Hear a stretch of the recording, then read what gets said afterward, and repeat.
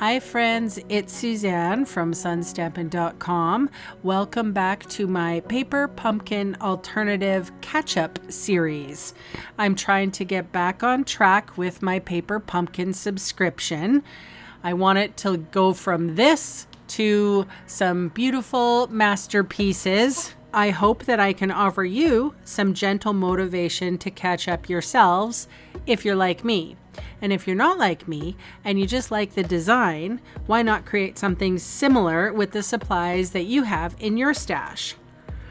I'm headed to my sketchbook to try to create a design sketch for this box, and I want to see how close I get to my original idea. All right, I forgot to mention that this was the February 2023 Paper Pumpkin, and I really wanted to use that rainbow card base, and this happened to be one of the inside pieces, I think, from the card kit. So what I'm going to do is I'm going to use this as a frame, and I think this is a 1/2 inch of a border that I'm creating. So it's easy enough done on the Stampin' Up! Trimmer where I can see the 1/2 inch, and I actually sometimes do this with the edge closer to myself instead of above, if that makes sense. I can still do the math or somewhat correctly calculate a 1/2 inch from this side. It's a little bit easier. If I missed anything, I can just use my scissors and trim out any remaining little bits and pieces. So I have my Seal Plus, and it's a new roll, so it's easy to use. I'm just folding over any adhesive that's stuck outside the edge, and then I am going to place it so that the entire rainbow is in my frame along with the white. So I thought I was going to do it a little lower, but I ended up realizing that I can utilize this whole card base, and all I have to do is burnish out the fold or the crease of the card. So I'm getting out my long scissors. I find long scissors easier for this. Stampin' Up! Used to sell these. I apologize. I think the easiest way to find another pair like that is to go to the Epicure website. They have a nice long scissor that's very similar. All right, so I am going to use my Stampin' Blends to color my kites. So I think that was Fresh Freesia. And then I'm going in with Orchid Oasis. Of course, the darker part is in the center and the lighter part outside.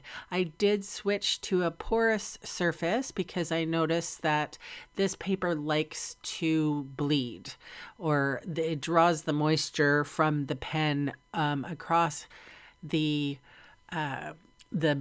black line, and I don't want that. And I actually cleaned it up with, and you can get this on Amazon. It is a Uniball Signo pigment white pen. I think this is number 10.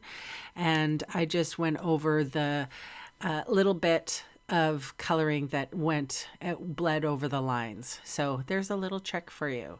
All right, so this is a basic white card base, and I put it up with dimensionals just for fun. The kites I put up on dimensionals each, and I was going to put some characters on there, but they would look like they're floating in the rainbow, so I left it. And I used these little raindrops as the kite bows, and I put 3 on one and 2 on the other. And then, as usual, I forgot that I had to put a sentiment in there. I don't know if that happens to you, but I get so caught up on the card design that I forget sometimes to do the sentiment. So that's exactly what I ended up doing. I figured out where I wanted to put the sentiment. That wasn't in my sketch. I don't know why. But anyway, I end up putting it sort of in between these two bows here of this kite.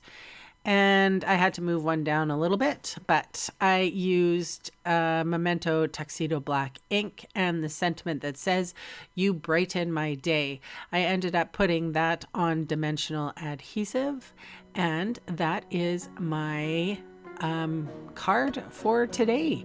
Thank you again for watching and all of the YouTube-y things, subscribing and thumbs upping. Have a great one. See you next time. Bye for now.